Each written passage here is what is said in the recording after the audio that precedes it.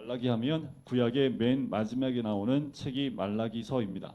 실제로 순서로 봐도 말라기가 시대상으로도 맨 마지막에 위치하는 것이 맞아요. 학개, 스가랴, 말라기가 맨 마지막 세 개의 선지서가 위치하고 있는데 포로기 이후에 페르시아 시대를 배경으로 하고 있습니다. 구약 선지 문학으로 되어 있고요. 말라기서는 정확한 연대를 알 수가 없습니다. 나와 있지 않아요. 그런데 한 가지 알 수 있는 건 뭐냐면 성전이 완성된 후에 쓰여진 것만 확실합니다. 왜냐하면 말라기서 안에 성전에 대한 이야기가 많이 나오기 때문에 성전이 완공되어지고 난 이후에 성전에 대한 메시지가 나왔다라고 보기 때문에 학개의 사역 이후에 이 말라기서가 쓰여졌다라고 봅니다. 주전 450년에서 400년 사이 추정하기도 하고요. 주전 500년에서 475년으로 보기도 해요. 그런데 말라기에 나오는 그 주제들을 보면 외국인과의 통혼 문제, 이혼 문제, 제사장직의 남용 문제, 성전 봉사 문제, 11조 문제, 이 문제들을 통해서 우리가 알 수 있는 건 뭐냐면 이 주제들은 에스라서와 느헤미야서에도 반복해서 나오고 있다라는 거죠. 그러니까 이 말라기는 요때 특별히 에스라와 느헤미야가 활동했던 그때에 활동했던 선지자였을 것이다라고 짐작할 수 있습니다. 일단 에스라서 가운데 성전이 완공이 되지요. 그 성전이 완공되기 전에 학개와 스가랴가 활동을 합니다. 그리고 완공된 이후에도 에스라서 뒤에 부분이 나오기 때문에 아마도 그 뒤 이후 그리고 느헤미야 13장까지 되어 있지만 13장에 나와 있는 내용과 비슷한 것들이 많이 나와요. 그래서 어떤 분들은 느헤미야 12장과 13장 사이에 활동했던 선지자였을 것이다 라고 보기도 합니다. 말라기의 이름의 뜻은 나의 사자라는 뜻을 가지고 있어요. 그래서 3장 1절에 보면 보라 내가 내 사자를 보내리니 라는 문구가 나옵니다. 그래서 실제로 이거는 선지자의 이름이 아니라 3장 1절에 나오는 그 메시지를 이름화시킨 것이다. 그래서 저자는 누군지 알 수 없다라고 보는 학자들도 있기는 해요. 선지자 말라기도 하나님의 사자로서 앞으로 도래할 하나님의 왕국을 준비하는 역할도 하고 있기 때문에 보통은 말라기 선지자가 이 말라기서를 썼다라고 보고 있습니다. 말라기의 배경을 보면 이래요. 당시 예루살렘은요 페르시아의 속국이었지요. 그래서 페르시아의 아주 작은 지방 도시 정도, 그래서 조공을 바치는 정도 수준의 아주 작은 그 위치에 있었던 것이 예루살렘입니다. 과거에 찬란했었지요. 이스라엘의 축복과 영광은 이미 사라진 지 오래됐습니다. 다윗과 솔로몬 그 영광들이 다 사라진 지는 오래됐어요. 그렇지만 많은 선지자들이 예언했던 메시아 왕국의 도래를 많이 이야기를 합니다. 그런데 이 부분도 좀 멀어진 것 같은 느낌이 들어요. 시간이 가면 갈수록 그런 메시아 왕국이 도래할 것 같은 사건들이 있으면 좋은데 전혀 반응이 없습니다.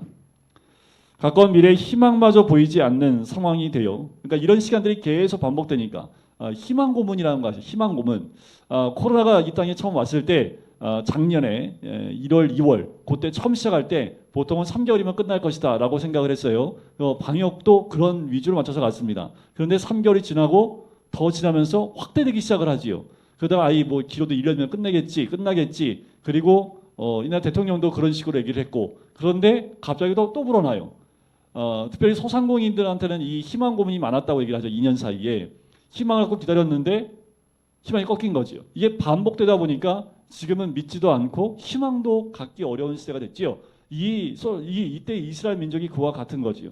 선지자를 통해서 하나님의 나라 왕국이 임할 것이라는, 메시아 왕국이 임할 것이라는 예언을 많이 들었어요. 희망을 갖고 살아가는데 기미가 안 보여요. 그러니까 그들이 선택된 선민 사상의 사상도 희미해져 가고요. 하나님이 우리 진짜 사랑한 거 맞아? 하면서 하나님의 사랑까지도 의심하기 시작합니다. 그러니까 뭐예요? 언약 백성으로서의 자신들의 위치가 흔들리기 시작을 하는 거죠. 그러면서 어떻게 해요? 과거의 잘못된 모습으로 회귀하기 시작을 합니다. 잘못된 그 조상들의 잘못된 그 모습을 거듭해 보기 시작을 해요. 거듭하기 시작해요. 다시 한번 죄의 톱니바퀴 속으로 들어가서 똑같은 죄들을 반복한다라는 거예요. 이들은 이미 이 바벨론에 의해서 포로로 잡혀간 상황입니다. 포로로 잡혀갔으면 하나님이 그 포로 잡힌 그들에게 새롭게 되어져서 그들로 하여금 포로에서 귀환시켰으니까 이들은 뭔가 좀 나았지 않았을까라는 생각을 가졌는데 시간이 흐르면서 어떻게 해요? 똑같아지는 이들의 모습을 보게 된 거죠. 그래서 말라기는 마지막 경고를 합니다. 다시 한번 경고를 주는 거죠. 근데 안타까운 건 뭐냐 하면 앞에 나왔던 선지자들은 기회가 있었어요. 이 선지자가 하고 나가고 하면 또 다른 선지자가 와서 또 경고를 했는데 이 말라기는 마지막 경고였던 사실입니다. 예수님이 오시기 전까지 이 중간기가 400년이 흘러가는데 400년 동안 하나님께로부터 보냄받은 선지자가 단 한 명도 없게 돼요. 그래서 말라기를 마지막으로 하나님의 침묵하는 기간, 그래서 그 기간을 암흑기다라고 이야기를 합니다. 왜 암흑기예요? 하나님의 말씀이 전해지지 않기 때문에 그렇습니다. 그래서 유대인들의 전통에 따르면 학개스가랴 말라기가 죽은 후에 성령이 이스라엘을 떠났다라고 믿기 시작을 합니다. 그러기에 말라기를 통해서 백성들을 향한 하나님의 마지막 메시지를 듣는 감동을 느낄 수가 있겠죠. 말라기에서 기억해야 될 것은 하나님의 이름을 만군의 여호와로 명시를 합니다. 그래서 그 말라기서 1장 11절에 보면 해 뜨는 데부터 해 지는 곳까지 이방 민족 중에서 내 이름이 크게 될 것이다 라고 말씀을 하고 있지요. 그분이 모든 민족에, 이스라엘 민족, 선민에게뿐만 아니라 모든 민족, 열방들에게, 만국에게 최고되는 그 이름이 크게 되는 그 이름이 만군의 여호와의 이름이 등장하게 되지요. 자, 문학적인 구성을 보면 자, 세 가지로 나눌 수 있어요. 서론, 본론, 6번의 논쟁이 나오는 본론, 그리고 마지막 경고, 결론, 그렇게 세 군데로 나눠질 수 있습니다. 특징이 뭐냐 하면 6번의 논쟁이 있다라는 거예요. 마치 이런 거예요. 대선 주자가 2명이 나와서 서로 논쟁하는 거예요. 당신이 그렇다면 당신은 또 하면서 서로 맞받아치면서 논쟁하면서 서로의 주장을 앞세워 나갑니다. 이러면서 하나님의 뜻을 전하기 시작을 합니다. 내가 너희를 사랑한다 했더니 이스라엘 민족이 하나님이 어떻게 우리를 사랑한다 하실 수 있습니까? 라고 하니까 하나님이 다시 사랑의 증거를 보여줍니다. 이런 식으로 6번의 논쟁이 들어가요. 그리고 논쟁을 통해서 하나님이 이스라엘 민족의 죄에 대한 부분까지 조목조목 지적하면서 말씀합니다. 그럴 때마다 이스라엘 백성이 뒤로 뺍니다. 내가 언제 그랬습니까? 내가 언제 그랬습니까? 하나님께 그런 적이 언제 있습니까? 하면 뒤로 빼요. 그러면 아무리 뒤로 빼도 우리 하나님이 빼고 박을 수 없는 증거들을 자꾸 들이대십니다. 논쟁을 통해서 이야기하시지요. 마치 말라기의 독특한 문학 기법이라고 할 수 있고 이것이 이스라엘 민족의 커뮤니케이션으로 자리 잡아요. 그래서 이스라엘 민족이 교육할 때 질문과 답을 통해서 교육하게 되지요. 그래서 이번 주일날부터 시작하는 일부 예배 때 가족이 예배드리고 밑에 2층에 내려가서 하려고 하는 게 아주 자그마한 이런 거예요. 질문하고 답하고 질문하고 답하면서 그 질문과 답을 통해서 각자의 생각을 이끌어가면서 하나님의 말씀 쪽으로 그 생각들을 모아가는 것. 이것이 이제 말라기가 마지막으로 우리에게 주어진 모습이기도 하지요. 자, 메시지를 보면 말라기는 우상에 대해, 이혼에 대해, 11조를 하지 않는 것에 대해, 언약의 윤리에 기초한 사회 정의를 실천하지 않는 것에 대해서, 또 제사장과 사회 지도계층을 향해서 경고의 메시지를 날립니다. 메시지의 핵심은 포로기 이후에 귀환한 백성들의 영적 삶과 그들의 생활 속의 부패를 지적하며 회개하고 돌이킬 것을 격려합니다. 그러니까 이들이 하나님을 기다려요. 그리고 말씀대로 이루어질 것을 기다려요. 기다리고 기다려도 오지 않으니까 어떻게 해요? 그들은 하나님을 떠나버리는, 그리고 부패한 삶으로 돌아가는, 그래서 하나님이 이들을 다시 불러 세우는 그 모습을 보게 되는 거지요. 여러분들 주님 오실 때가 너무 가까웠다고 그러잖아요. 제가 어렸을 때부터 들었던 말씀입니다. 아니요, 저희 어르신 세대요. 그러니까 젊었을 때부터, 예수님을 처음 믿었을 때부터 예수님이 곧 오십니다는 말은 더 많이 들었을 거고, 일제시대 때는 더 많이 들었을 거고, 6.25를 겪으면서 더 많이 들었을 겁니다. 그럼에도 불구하고 아직 주님 오시지 않았지요. 그래서 어떤 분들은 에이, 내가 살아있을 때 주님 오시겠어? 하며 주님 안 오실 거라고 믿는 사람들도 있을지 모르겠습니다. 자, 마지막 때가 가까이 왔고 주님이 곧 오신다는 그런 생각과 믿음을 가지고 사는 것과 주님이 나 죽을 때까지 한 번도 오시지 않을 거야 라고 생각하며 신앙생활하는 것은 천지차이입니다. 이들이 그와 같은 생각을 가진 거지요. 아무리 선지자들이 얘기했지만 그 얘기한 대로 오지 않으시고 말씀대로 이루어지지 않으니까 안 오신다라고 생각을 하신 거예요. 중요한 것은 하나님은 결코 악을 방관하지 않으시고 반드시 심판할 것임을 알려주십니다. 마지막 심판 때에 오실 주님을 기다리며 모세의 율법에 순종하고 의로운 삶을 살지 않으면 심판을 받을 것을 경고하고 있는 겁니다. 첫 번째 논쟁이 그거예요. 내가 너희를 사랑한다. 그랬더니 하나님 어떻게 우리를 사랑하신다고 할 수 있습니까? 라고 변론을 합니다. 그랬더니 하나님은 여전히 너희를 사랑하는 이유가 있고 내가 너희를 사랑으로 결정했고 약속을 했기 때문에 지금도 변함없이 너희를 사랑한다 라고 이야기하고 있는 거지요. 어떻게 보면 말라기는 그 말씀을 하고 싶은 거예요.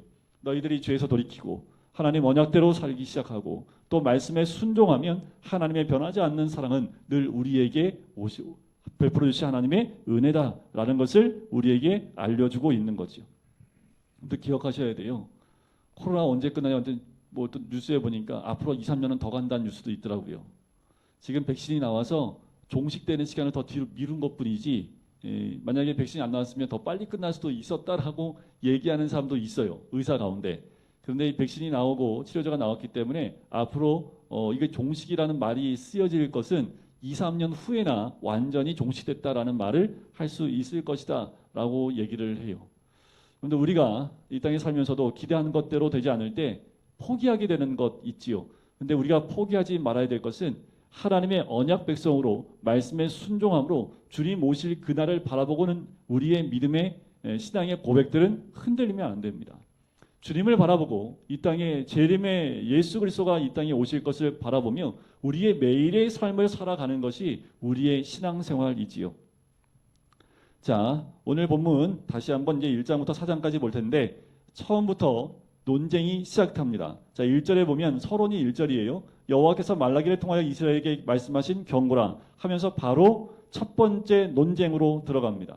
하나님은 이 논쟁들을 통해서 그들이 변화되어지고 더 나아가서 굳어진 마음이 다시 기경되어져서 새롭게 되어지기를 원하시는 마음이 있는 거지요. 이렇게 말씀하십니다. 2절에 여호와께서 이르시되 내가 너희를 사랑하였노라 하니 너희가 뭐라고 얘기하냐면 주께서 어떻게 우리를 사랑하셨나이까? 그 말은 뭡니까? 사랑하지 않는 거 아니에요? 우리를 사랑하신다면 어떻게 이렇게 놔두실 수 있습니까? 이렇게 먹고 살기 힘들고 어려운 환경 가운데 성전을 다 지었음에도 불구하고 하나님의 영광을 어디서 볼 수 있습니까? 축복을 어디서 발견할 수 있습니까? 하나님 사랑하는 거 맞습니까? 어떻게 우리를 사랑하고 계시는데요? 라고 반문하고 있는 거죠.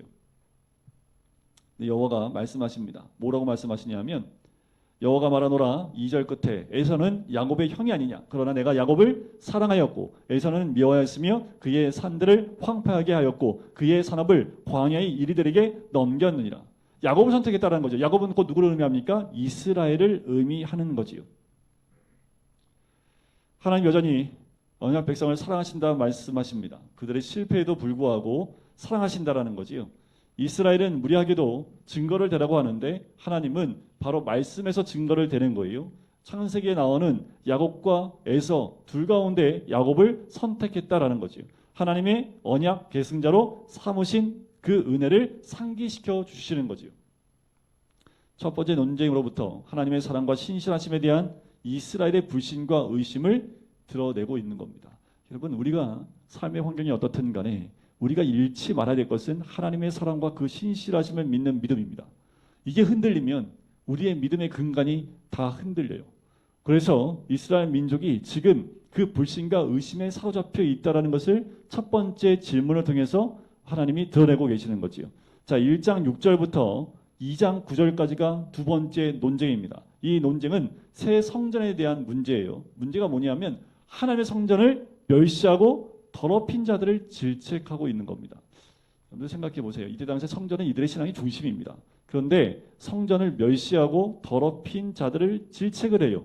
어떻게 이들이 얘기합니다. 어떻게 주님을 멸시했습니까? 우리가 어떻게 주님을 멸시했다고 말씀하실 수 있습니까? 라고 이야기하니까 하나님이 눈높이를 그들에게 맞춰요. 그래서 얘기하는데 수치스럽게도 그들이 하나님께 제물로 드리는 그 제물을 보는데 다리 절고 질병에 걸린 병들고 흔히 병든 그 짐승을 제물로 가져오는 거죠. 그걸 통해서 하나님을 무시하고 존중하지 않았다고 답하시는 거예요. 그럼 어떤 제물을 원래 드려야 돼요? 성경 율법에 의하면 흠이 없어야 합니다. 흠이 있는 것은 누가 판별해요? 제사장이 판별하지요. 제사장들이 딱 제물을 가지고 왔는데 딱 봤더니 흠이 있어. 뭐 눈에 백태가 꼈어. 왜 안 돼? 받고. 어떻게 이 예물을 하는 게 될 수 있냐? 하나님은 이 예물을 받을 수 없다. 그래서 제사장들이 돌려보냅니다. 그 새로운 제물을 가져오게 만들어요. 흠이 없고 거룩하고 깨끗한 제물만 받게끔 하는데 이 제물을 누가 받았을까요? 가지고 왔다 하더라도 제사장들이 스톱! 안 돼! 하고 돌려보냈으면 그 백성들이 그런 다리 저는 걸 가지고 왔을까요? 안 갖고 왔을까요? 안 가지고 왔겠죠. 그러니까 지금 누구까지 한꺼번에 하나님이 지적하고 있는 거예요. 백성뿐만 아니라 제사장들의 문제까지 하나님이 지적하고 계신 거예요. 그러니까 위에서부터 아래까지 하나님 백성의 신실하지 않음이 다 드러내 보이고 있는 거죠. 자, 볼까요? 6절에 보니까 내 이름을 멸시하는 제사장들아, 나 만군의 여호와가 너희에 이르기를, 이들은 아들은 그 아버지를, 종은 그 주인을 공경하니 내가 아버지인데 나를 공경함이 어디 있느냐? 내가 주인일진데 나를 두려워함이 어디 있느냐? 했더니 우리가 어떻게 주 이름을 멸시하였나이까? 라고 질문하지요. 7절에 너희가 더러운 떡을 나의 제단에 드리고도 말하기를 우리가 어떻게 주를 더럽게 하였나이까? 하느냐? 라고 얘기해요. 여호와의 식탁을 경멸히 여길 것이라 말하기 때문이라. 자, 8절에 보니까 이렇게 더 나가서 얘기하십니다. 너희가 눈먼 희생 제물을 바치는 것이 어찌 악하지 아니하며 저는 것 병든 것을 드리는 것이 어찌 악하지 아니하냐? 이제 이것을 너희 총독에게 드려보라. 기뻐하겠느냐라는 거예요. 율법을 어겨버렸습니다. 제사장도 말씀대로 이 제물을 받지 않았습니다. 그러니까 하나님을 어떻게 해요? 온전히 섬기지 못한 이들의 모습에 대해서 하나님이 정확하게 말씀하고 계시지요. 9절에 보면 세 번째 줄에 이렇게 나옵니다. 너희가 이같이 행하였으니 내가 너희 중 하나인들 받겠느냐? 받을 수 없다라는 거죠. 10절 끝에 내가 너희를 기뻐하지 아니하며 너희가 손으로 드리는 것을 받지도 아니하겠다라고 말씀합니다. 내가 너희들의 경배를 받을 만한 하나님이 아니라는 거예요. 만군의 하나님은 11절에 이방 민족 중에서 내 이름이 크게 될 것이다 라고 말씀하는 거지요. 근데 12절 너희는 내 이름을 더럽히는도다. 13절 너희가 또 말하기를 이 일이 얼마나 번거로운고 하며 코숨치고 훔친 물건과 저는 것 병든 것을 가져왔느니라. 너희가 이같이 봉헌물을 가져오니 내가 그것을 너희 손에서 받겠느냐? 이는 여호와의 말이니라. 우리 어르신들 한번 생각해 보세요. 70년대 80년대 하나님께 예물을 가지고 올 때 그때는 이런 말씀 참 많이 들었습니다. 토요일날 미리 봉투에다가 헌금을 다 준비합니다. 그리고 11조는 지금처럼 온라인으로 안 하기 때문에 11조를 드리기 위해서 은행에 가서 신권으로 바꿔서 11조를 딱 넣어서 미리 준비해 놨습니다. 하나님께 예물 드리는데 정성을 다했던 것 기억해요. 그렇게 못할 경우 어떻게 해요? 퇴해가지고 퇴는 안 하시죠? 다리미로 깨끗하게 밀어서 빳빳하게 만들어서 하나님께 예물로 드렸던 것이 우리가 기억을 해요. 근데 어느 순간부터 하나님께 드리는데 준비된 예물이 아니라는 거예요. 자, 이런 말씀을 꼭 우리가 신권을 드려야 된다 이게 아니라 그 마음의 자세가 어떻다라는 거예요. 준비된 자세가 있었다라는 거지요. 근데 지금은요, 그 준비된 자세도 사라져버리고 있는, 그냥 있는 것 가운데 일부를 그냥 빼서 드리는 것처럼 지금은 헌금 얘기를 하면 돈 내라고 하는 것처럼 이상하게 들리는 그 모습이기 때문에 교회에서조차 헌금에 대해서 설교도 못할 만큼 되어졌습니다. 하나님이 거지가 아니잖아요. 하나님이 그 돈 안 내면 하나님이 거지가 되는 거 아니지요. 하나님이 이스라엘 민족한테 얘기하는 거지요. 너희가 예물을 거룩하게 흠이 없는 것으로 정결한 것으로 준비하지 않고 내고 있다라는 거예요. 내가 어떻게 이것을 받겠느냐라는 거예요. 여러분들 이왕 드릴 거 하나님이 받을 만한 예물을 드려야지요. 하나님이 받지 못할 만한 예물을 드리면 되겠습니까? 그래서 어떻게 버느냐도 중요하지요. 어떤 예물을 드리는 것도 참 중요합니다. 그것에 대해서 말씀하는 거예요. 2장 1절에 보면 너희 제사장들아, 이 제사장들을 질책하지요. 2절 만군의 여호와가 이르노라. 너희가 만일 듣지 아니하며 마음에 두지 아니하여 내 이름을 영화롭게 하지 아니하면 내가 너희에게 저주를 내려 너희의 복을 저주하리라. 내가 이미 저주하였나니 이는 너희가 그것을 마음에 두지 아니하였음이라. 그러니까 뭘 마음에 안 둔 거예요? 하나님 말씀을 마음에 안 둔 거예요. 하나님을 두려워하면 이렇게 할 수 없죠. 하나님 말씀 마음에 율법을 두었다면, 하나님 말씀을 마음에 두었다면 제사장들이 이렇게 안 했겠지요. 제사장들만 깨어서 말씀을 마음에 새기고 그 말씀대로만 했다면 백성들이 그런 예물 드릴 수 없었겠지요. 근데 제사장들이 어떻게 해요? 그 마음에 하나님 말씀을 두지 못한 거지요.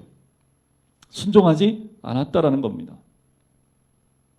3절에 보니까 보라 내가 너희의 자손을 꾸짖을 것이요. 똥, 성경에 똥이 나와요. 곧 너희 절기의 희생의 똥을 너희 얼굴에 바를 것이다. 그러니까 어떻게 이게 똥을 발랐다는 건 뭘까요? 그게 하나님 받으실 만한 예물이 될 수 없는 거지요. 부정한 것이 됩니다. 너희가 그것과 함께 제하여 버림을 당하리라. 그러니까 이들이 왜 복을 못 받고 있어요? 이러니까 복을 못 받고 있는 거예요. 이러니까 우리 세대, 그러니까 30년 전만 가도 지금보다 훨씬 못 살았고, 지금보다 고기를 먹지도 못했고, 지금처럼 뭐 고기 먹고 싶다고 하면 그냥 전화해서 시키면 오는 세대도 아니었죠. 그럼에도 불구하고 그때는 더 어땠어요?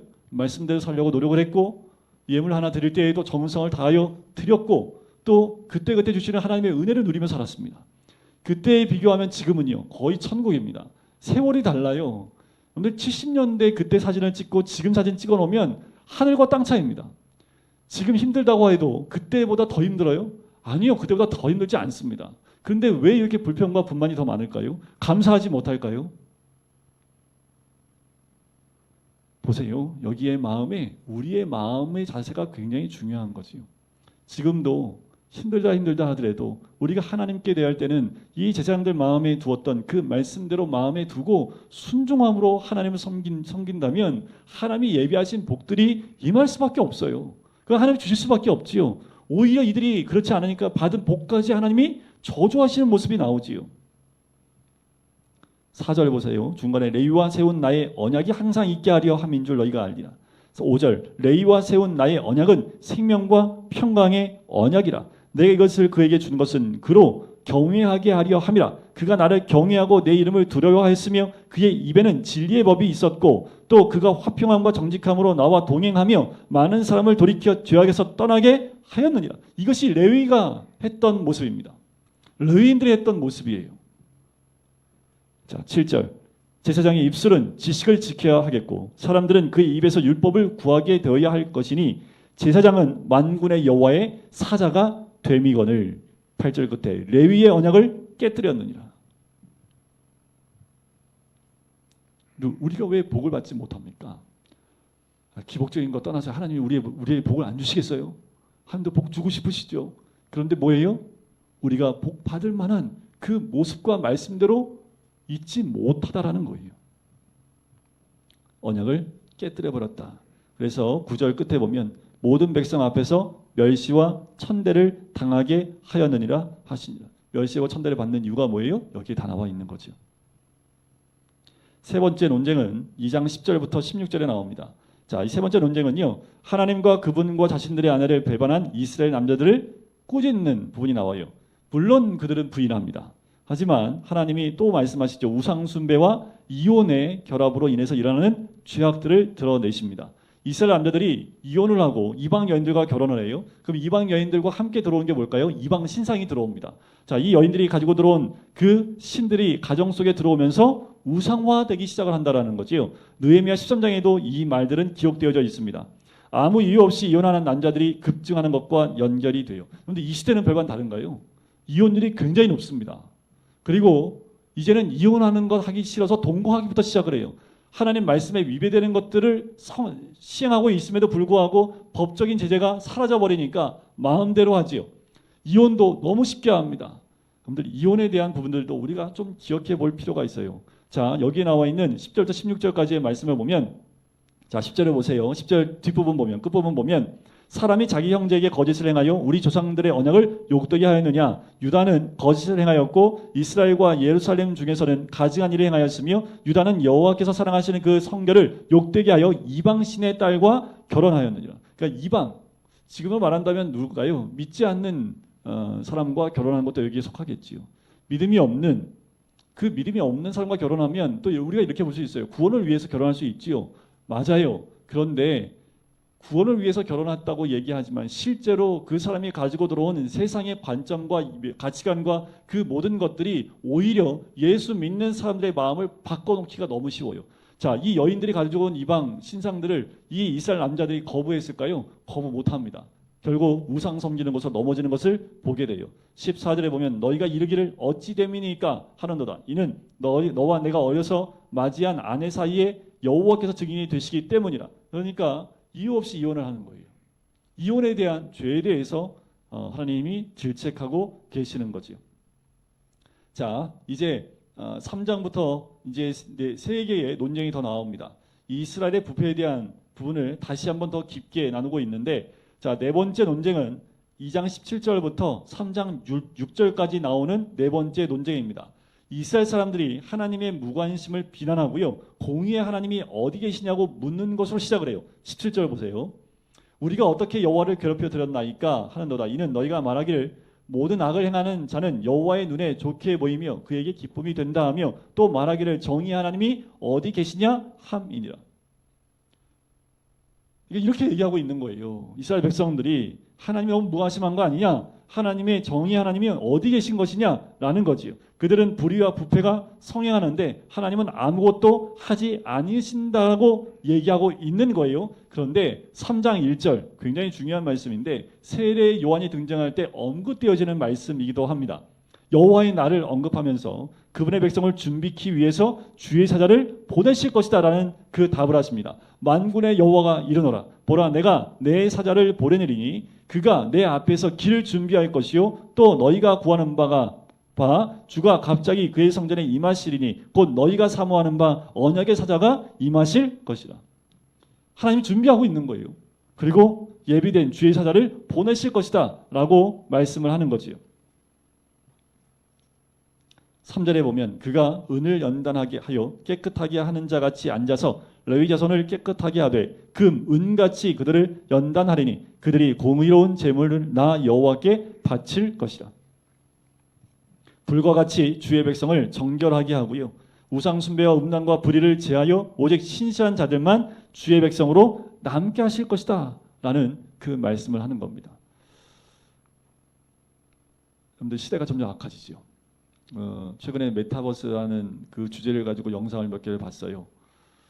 참 무서운 세대가 됐습니다. 메타버스 뭔지 알아? 애들은 알아요.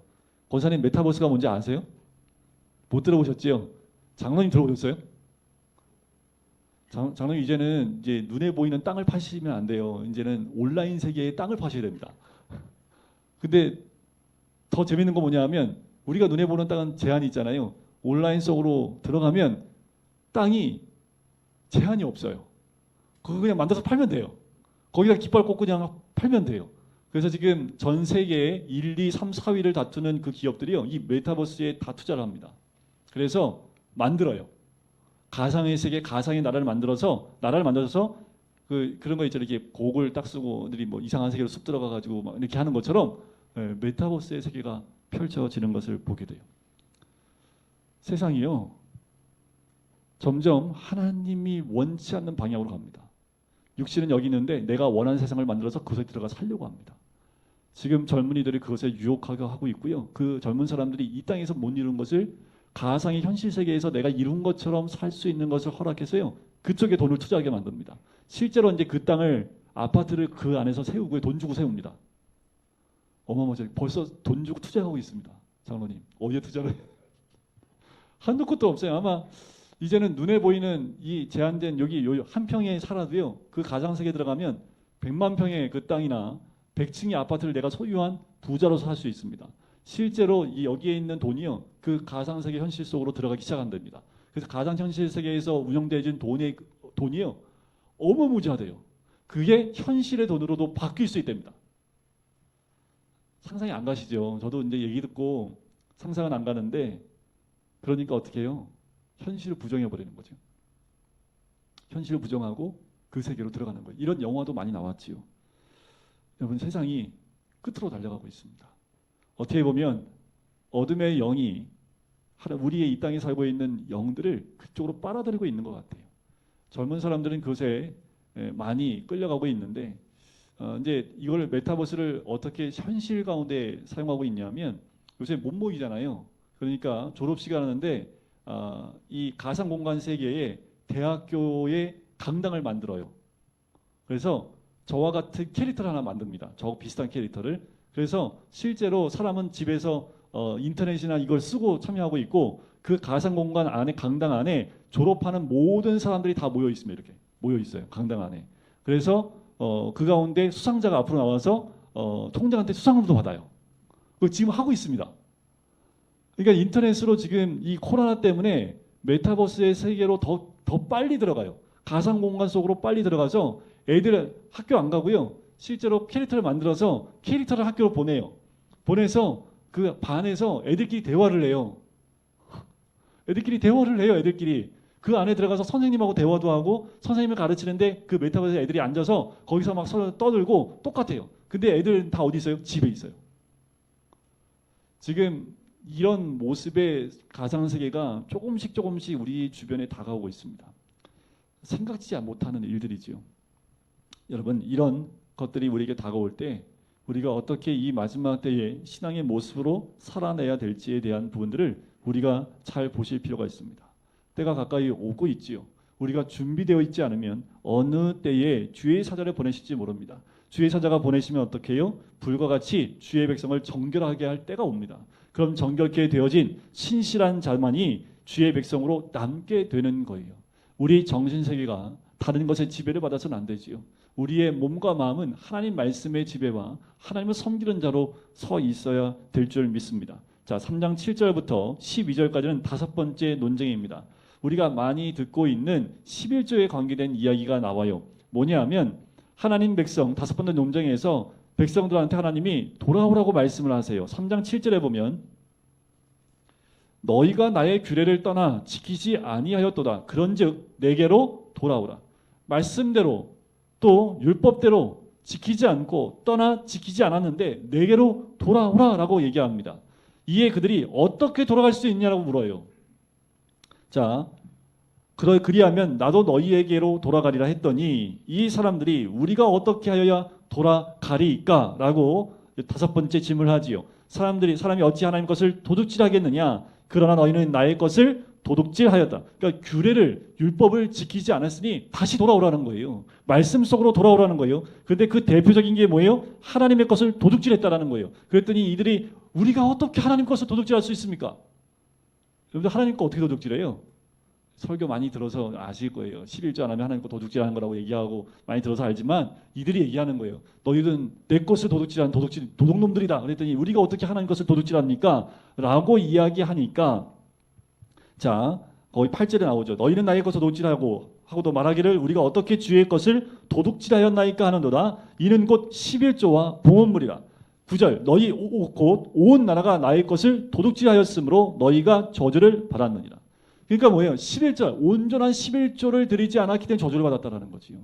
이 11조 그 11조가 뭘까요? 그 11조 바로 하나님은 그들의 이기심을 지적하고 있는 거예요. 그들이 성전을 위한 11조를 드리지 않고 있다는 것을 보여주는 거죠. 11조가 뭡니까? 10분의 1을 의미하는데 이스라엘 사람들이 연간 수입과 소출의 10분의 1을 성전과 제사장들을 훈하기 위해서 기부했던 헌금의 일종입니다. 그러니까 레위기 27장에 11조에서 정확하게 율법에 기록되어 있습니다. 드리라고 나와 있어요. 이 11조가 없으니까 레위인들이 뭘로 살아요? 못 살아요. 그러니까 어떻게 해요? 성전을 관리를 못 하지요. 성전이 어떻게 해요? 관리되지 못하니까 버려진 바 될 수밖에 없는 거지요. 이 관습은 토라의 다른 부분들에도 기록되어져 있습니다. 말라기서와 느헤미야 13장에도 나와요. 이 부분은 이스라엘이 이 책임을 등한시했다는 사실을 알게 되는 거죠. 그러니 성전은 황폐해질 수밖에 없습니다. 하나님의 전이 황폐해졌는데 너희가 복을 받을 수 있겠느냐라는 거예요. 하나님 복을 줄 수 있겠느냐라는 거예요. 그러면서 자 10절에 이해하시죠. 만군의 여호와가 이르노라 너희의 온전한 11조를 창고에 들여 나의 집에 양식이 있게 하고 그것으로 나를 시험하여 내가 하늘 문을 열고 너희에게 복을 쌓을 곳이 없도록 붙지 아니하나 보라. 생각해 보세요. 이런 거예요. 요것만 요 한 절만 딱 가지고 설교를 하면 잘못하면 기복신앙 쪽으로 갑니다. 요것만 딱 봐서 설교하시면 절대로 안 돼요. 그러니까 지금 이 11조 이야기가 나온 게 뭐예요? 온전한 11조를 드리지 못한 것을 통해서 하나님의 것을 도둑질한 부분, 그 대표적인 것이 11조다라고 말씀하는 거지요. 11조뿐만 아니라 봉헌물도 나오지요. 자, 11조를 내면 내가 너에게 복을 주는데 너희 복 받기 위해서 11조를 내라는 얘기 아니잖아요. 자, 이런 분이 있습니다. 11조를 10만 원 했어야 되는데 그거를 아까워서 안 들었더니 그 다음 주에 100만 원이 나갔어. 사고가 나가지고. 어떤 분은 11조 100만 원 드려야 되는데 11조 안 들었더니 그 다음 날 100만 원이 그냥 사고로 홀랑 나간 거예요. 안 나가도 될 돈이 나간 거죠. 그럼 11조를 드렸으면 어찌 않을 수도 있지요. 보통 우리는 그런 생각을 하잖아요. 내가 11조 안 드려서 하나님. 자, 그 말이 그 다음에 나와요. 자, 11절 보세요. 만군의 여호와가 이르노라 내가 너희를 위하여 메뚜기를 금하여 너희 토지 소산을 먹어 없애지 못하게 하며. 그러니까 이들이 뭘 해도 잘 안 돼. 풍족한 양식이 없어. 왜요? 자꾸 메뚜기 떼가 와서 먹어가. 11절 온전히 들어봐. 그게 없을 거라는 거예요. 하나님이 복을 보호해 주신다라는 거예요. 그런 의미가 있지요. 더 나가서 너희 밭에 포도나무 열매가 기한 전에 떨어지지 않겠다. 열매가 떨어지지 않고 풍성하게 임할 것을 허락해 주신다라는 거. 이게 복이죠. 여러분들 우리가 일한 대로 허비되지 않고 그 일한 대로 우리가 소출을 얻는 것이 얼마나 큰 복입니까? 나는 일했는데 하나님 100을 줬어요? 그건 그게 기복적인 거예요. 내가 10을 일했어요. 그럼 10만큼의 그 노동한 대가에 대한 그것을 얻는 것이 당연한 거지요. 그래서 그 10의 1조를 하는 게 드리는 거잖아요. 그런데 10의 1조를 안 드렸더니 그 10만큼의 얻어야 될 소출이 줄어드는 거예요, 자꾸. 그러면 소출이 줄어들면 11조를 어떻게 해야 돼요? 더 안 드리게 되죠. 그러면 안 된다는 거죠. 내 삶이, 그러니까 이게 복을 받으려면 소출이 자꾸 줄어서 드릴 게 없어요. 그래서 어떤 목사님은요 이렇게 얘기해요. 얼마 벌고 싶은데 얼마 벌고 싶으세요? 월 1억? 월 10억? 그러면 11절 믿음으로 먼저 드려. 그러면 이제 듣는 분들이 다 이런 생각하는 거죠. 저 목사님 또 그래 돈 내라고 한다고.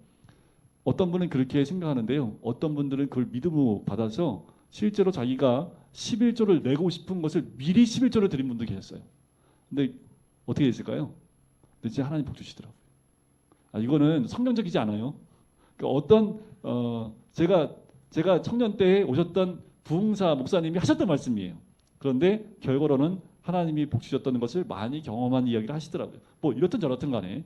그런데 우리가 소출이 줄면 줄수록 11조를 더 못 내요. 근데 거꾸로 하셔야 됩니다. 소출이 줄면 줄수록 그 줄은 소출의 10분의 1을 드리기 시작을 하면 소출은 점점 늘어나기 시작을 해요. 왜? 하나님 보호하시니까. 그게 복이지요. 내가 11조를 10만 원 했더니 하나님이 1000만 원 주셨어요. 이런 기복적인 복을 바라시면 안 돼요. 내가 드린 만큼의, 그리고 드린 만큼의 11조의 그 드린 만큼의 그것들을 빼앗기지 않고 하나님의 보호하심 가운데 가질 수 있는 것이 진짜 복이지요. 자, 그런데 이 11조를 온전히 못 드렸다라는 거예요. 그러니까 어떻게 해요? 메뚜기 와서 먹어버리고 열매가 떨어져 버리고 소출이 줄어들기 시작을 한 거지요. 그 부분에 대한 부분을 이야기하고 있는 겁니다. 그러니 12절 보세요. 너희 땅이 아름다워짐으로 모든 이방인들이 너희를 복되다 하리라. 만군의 여호와의 말이니라. 그러니까 사람들이 보고 어떻게 해요? 막 소출이 막, 그러니까 주변에 있는 이방인들이 보고 뭐라고 얘기해요? 아름다운 땅이라고까지 얘기한다라는 거죠. 자, 13절부터 18절까지는 6번째 논쟁입니다. 사람들이 하나님을 비난하여 그분을 섬기는 것이 헛되다고 말합니다.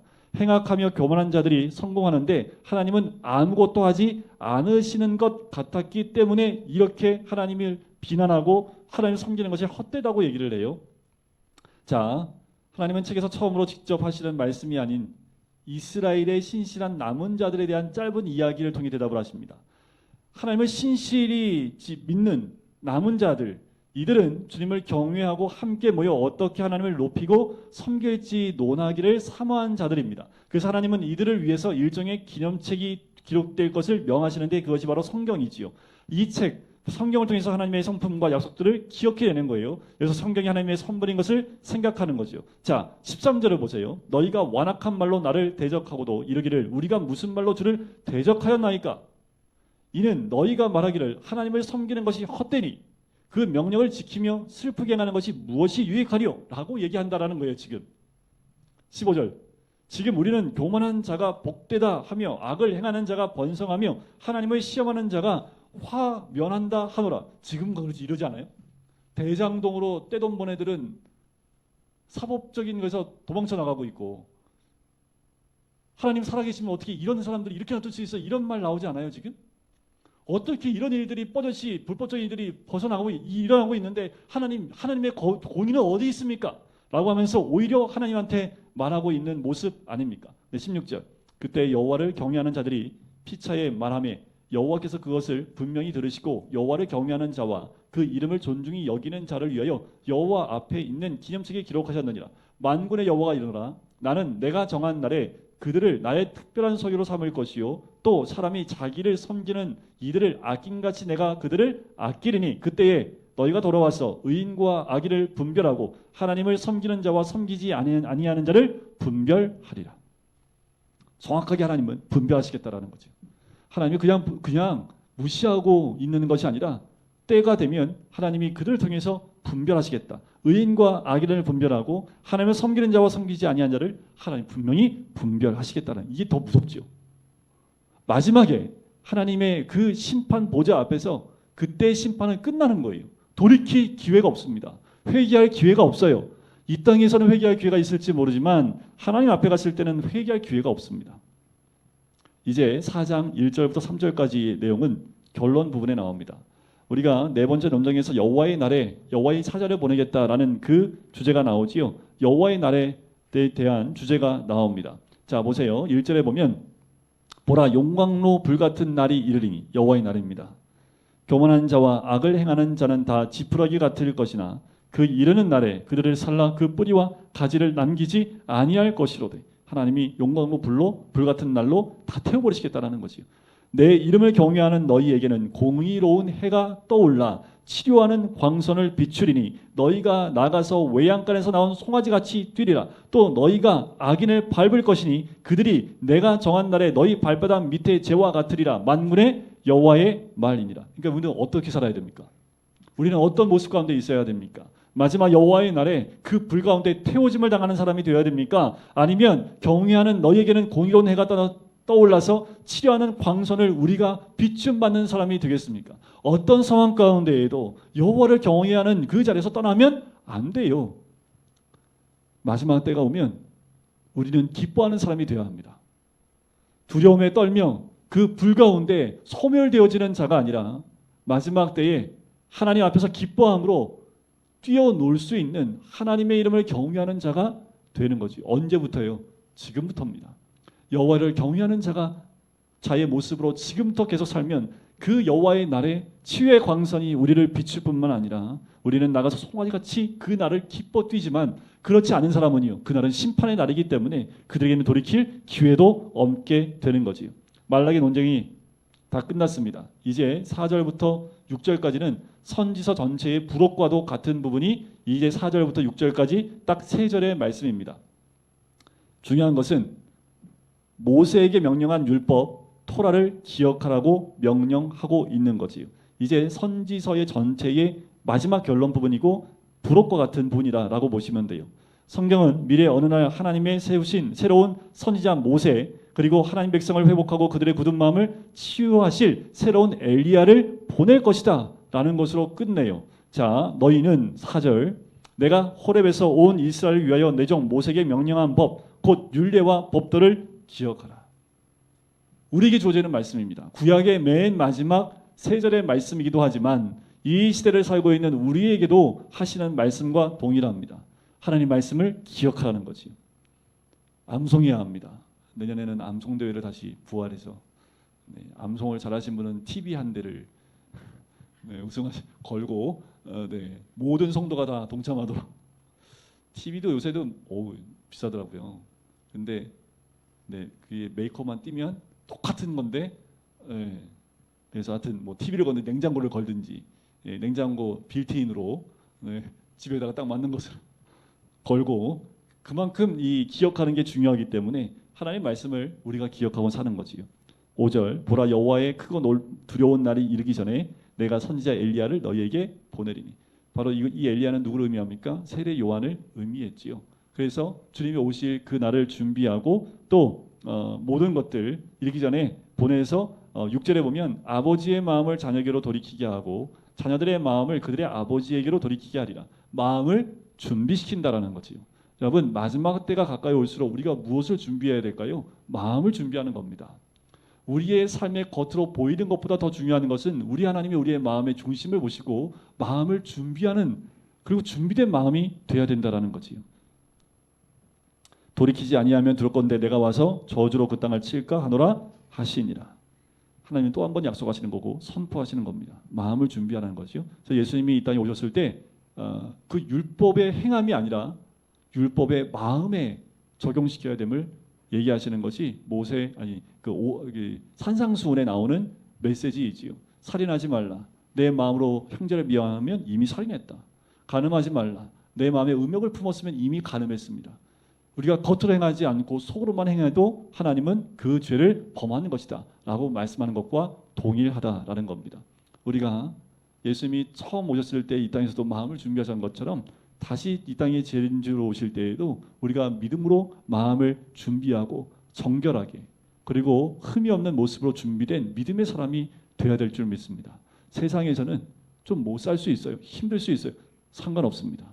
세상이 힘들고 어려울지라도 우리의 마음이 준비되어져 하나님의 이름을 경외하고 신실한 믿음 가운데 있을 때에 마지막 때에 모든 자들이 두려워 떨 때에 우리는 송아지가 뛰는 것처럼 뛰어다니며 기뻐할 수 있는 그때가 오는 거지요. 우리가 이 땅에 매여 있는 자가 아니라 우리는 하나님 나라를 바라보는 믿음의 사람들이기 때문에 이 땅에서 소망을 죽게 두는 하나님 백성이 되어야 될 줄 믿습니다. 두렵건대 내가 와서 돌이키지 아니하면 어떻게 해요? 저주로 그 땅을 칠까 하노라. 이것이 이제 우리에게 주시는 경고의 메시지이기도 합니다. 이 마지막 때를 살고 있는 우리 모두가 다시 한번 깨어서 우리의 마음을 아버지께로 돌이키는 귀한 은혜가 있기를 주의 이름으로 간절히 축원드립니다. 사랑의 주님, 때가 가까이 올수록 세상은 더 악한 길로 또한 죄된 길로 더 악한 자들이 힘을 얻고 있는 세상으로 나가고 있습니다. 이때에 아버지 우리가 실망하여 하나님과 멀어지고 또 하나님 온전히 섬기지 못하며 아버지의 온전한 마음으로 주를 섬기지 못하는 모습이 되지 않기를 간절히 소원합니다. 아버지 하나님 주님의 때에 주님의 방법으로 이 땅 가운데 임하실 줄 믿사오니 끝까지 그 신실함과 여호와의 이름을 경외하는 것 가운데 흔들리지 아니하며 그 주의 말씀을 기억하고 그 말씀대로 지켜 행할 때에 아버지 하나님 하나님을 향한 아버지에 향한 마음 그 마음이 회복되어지고 오직 주님만 온전히 섬길 수 있는 주의 백성 될 수 있도록 아버지 인도하여 주시옵소서. 주의 말씀대로 순종할 때에 아버지 환경에 매여 있는 우리가 아니라 더 주님을 깊이 만나며 주님을 바라볼 수 있는 주의 백성들 될 수 있도록 축복하시고 인도하여 주시옵소서. 감사드리며 예수 그리스도의 이름으로 기도드립니다. 아멘.